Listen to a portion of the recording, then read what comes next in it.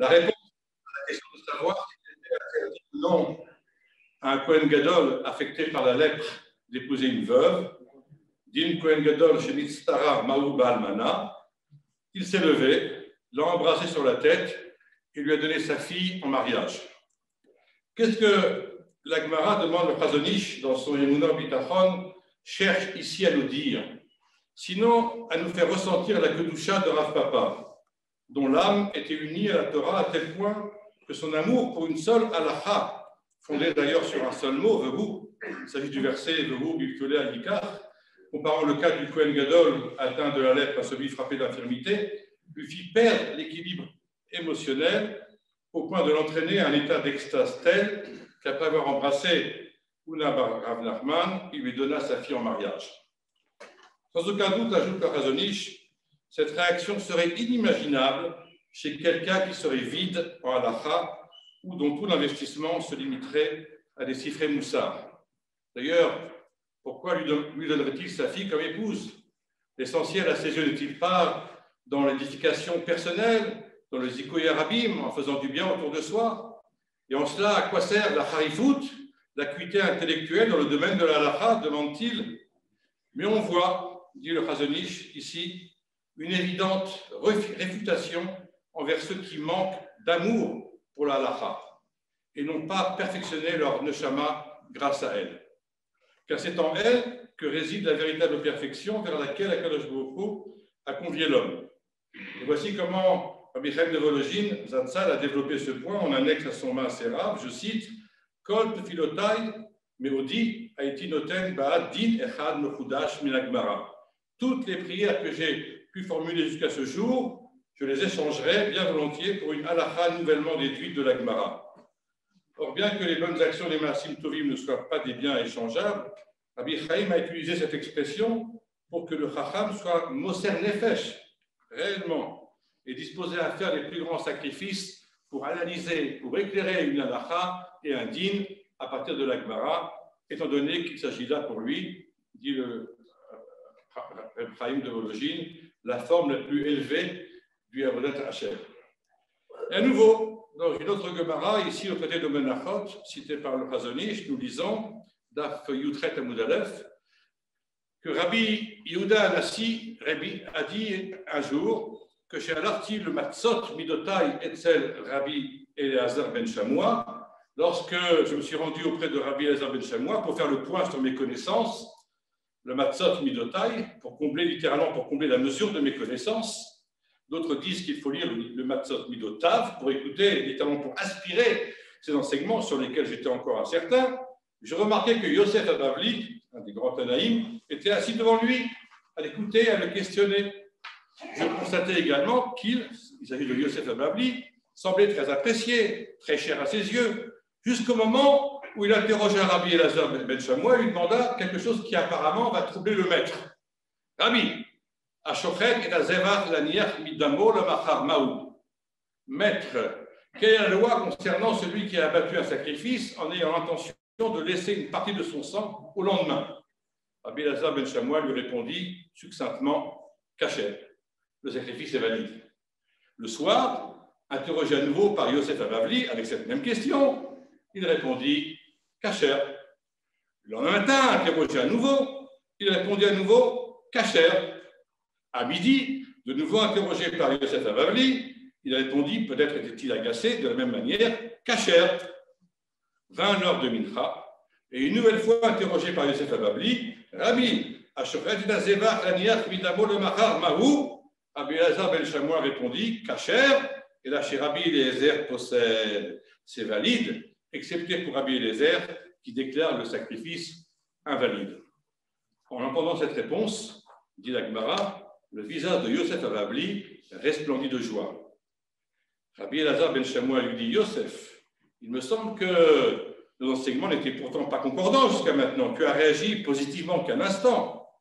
Et Yosef Abavli lui répond, tout à fait concordant, Rabbi, à cette différence que je me souvenais que mon maître, Rabbi Yehuda, m'avait enseigné une opinion, d'ailleurs rapportée dans la Mishnah Zvachim, Perek Gimel Mishnah Vav, où il est dit, Shefato al benat lanir damo, o et emurav le machar, Olotzian Bachut, Rabbi Yehuda Posel, Bachamim Archirim. Opinion selon laquelle, d'après Rabbi Yehuda, ce sacrifice est invalide.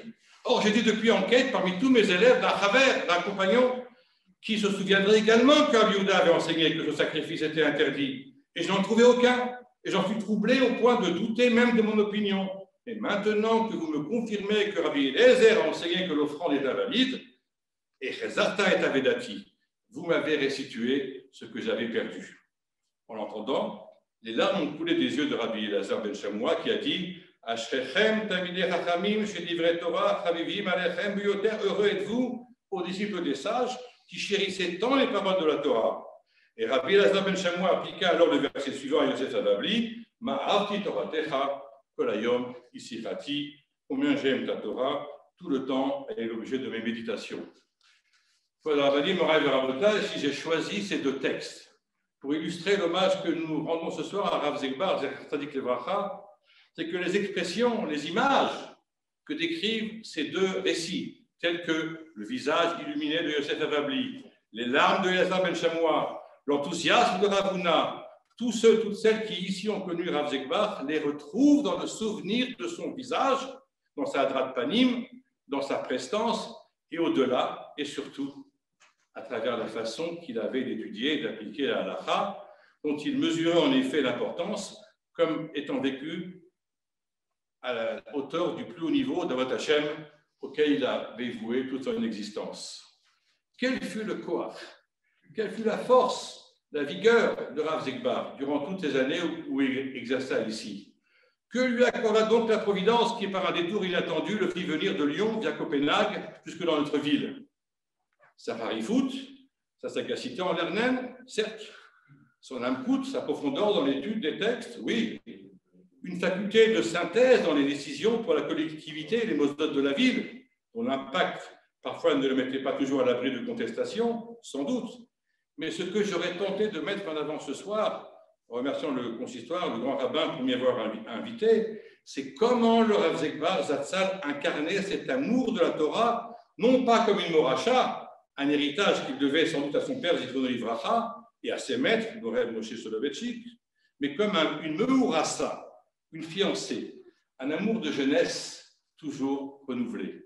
Et si propice à ces mêmes formes d'enthousiasme, ces mêmes larmes de joie, cette même sirut nefesh qui atteste de ce lien à la halakha comme un chesed nouraï. Certes, si on consacre une épouse par un acte légal, échange d'argent ou signature de contrat, et qu'un objet matériel de valeur économique s'acquiert par un kinyan qui accrédite le passage de l'objet du domaine du propriétaire à celui de l'acquéreur, ce n'est pas la même chose dans le cas d'un bien spirituel.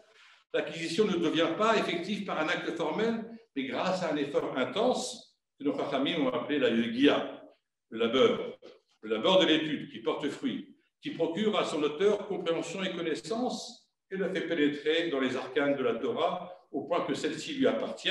C'est sa Torah, car il est écrit, il place son désir dans la Torah d'Hachem et médite sa Torah jour et nuit, ou le Torato Yegeyamam Balayla. Vous le savez, au départ, c'est la Torah d'Hachem, mais après l'étude, c'est sa propre Torah. C'est en ce sens que l'on peut parler de fiançailles à travers l'image du mariage qui s'appuie sur le verset tiré de Sefer Mishlei, Yuim Kocha Baruch, Usmach Meishet Nouracher Nourecha, que ta source soit bénie, puisses-tu trouver ta joie dans l'épouse de ta jeunesse et que son amour t'enthousiasme sans cesse. Verset que l'on attribue au Talmid Chacham, qui épouse la Torah, se lie à elle jusqu'à une union parfaite. Une Torah qui s'insère dans l'intimité de son être et se fond à lui et lui confère cette Neshama Yotera, une âme supplémentaire, l'âme de la Torah, d'où sourd la source de bénédiction. Rav Zegbar Zatzal fut en effet, cela a été dit, ce grand Talmid Chacham qui eut la Torah pour épouse. Mais ce qui fit de Rav Zegbar cette personnalité aussi respectée, aussi érudite, aussi attachante, c'est qu'il eut pour épouse, si vous me permettez cette image, une Torah à la fois de l'esprit et une Torah du cœur. Et c'est en ce sens que je l'ai qualifié ailleurs de précurseur, dans la mesure où sa pensée halachique ne fut pas seulement discursive ou théorique, mais une vision nourrie d'une inquiétude, d'une sollicitude aimante pour chaque juif de Strasbourg, mais toujours à l'ombre de la vérité ultime, cette Amita Shel Torah qui guidait ses pas. Et comme l'illustre l'anecdote rapportée par le docteur Simondin, où l'on voit le Rav Zegbar, plutôt que de porter plainte contre la personne qui l'avait sévèrement handicapé, la réhabiliter en lui proposant de travailler avec lui. Moraï Rabotai, il existe une certaine ligne tragique dans le destin de l'homme, de tous les hommes.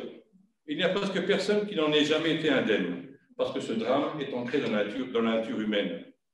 Les gens et les choses les plus proches, les plus aimés, ne sont pas appréciés toujours à leur juste valeur tant qu'ils sont là, à la portée de la main. On ne commence à les apprécier totalement que lorsqu'on en est séparé, et qu'ils sont devenus des figures lointaines, enveloppées de mystères. De loin, elles nous font maintenant signe comme les étoiles du ciel. On reconnaît alors leur valeur, mais on ne peut plus les approcher. Combien ils étaient proches de nous? Le père, la mère, l'épouse, l'époux, le rav, le maître. Mais tant qu'ils étaient avec nous, nous ne savions pas toujours les apprécier à leur juste valeur. Je ne parle pas, chas v'shalom, des gens qui n'ont pas accompli convenablement la mitzvah d'honorer ses parents, ou qui n'ont pas respecté leur rav, ni aimé leurs compagnons de vie, mais bel et bien de ceux qui ont le plus respecté leurs parents, apprécié leur rav, et qui sont conduits avec dévouement envers leur mari ou leur épouse. Même ceux-là doivent un jour traverser la souffrance liée au sentiment de culpabilité de ne pas avoir suffisamment fait tout ce qu'ils pouvaient pour que leurs aimés étaient en vie par rapport à ce qu'ils représentaient pour eux. Si quelqu'un parmi nous, ce soir, et je m'inclus avec, ne ressent pas ce sentiment-là, c'est chas v'shalom un signe qu'il ne connaît pas la véritable nostalgie pour un être qui est parti sans retour et dont il n'a manifestement pas fait l'effort de reconnaître ou de découvrir ce qu'il a signifié pour lui. Ou pire, qu'il fut inconscient de la signification de ce dont il a profité de son vivant, a fortiori quand il s'est agi d'un maître en Israël dont beaucoup de familles, beaucoup de Métorah ont profité. Avant que l'homme ne quitte ce monde, disent les Sfarim, Akadosh Baruch Hu envoie des anges dans son lieu de séjour afin qu'il le renseigne sur ce que les gens ont à dire à son sujet.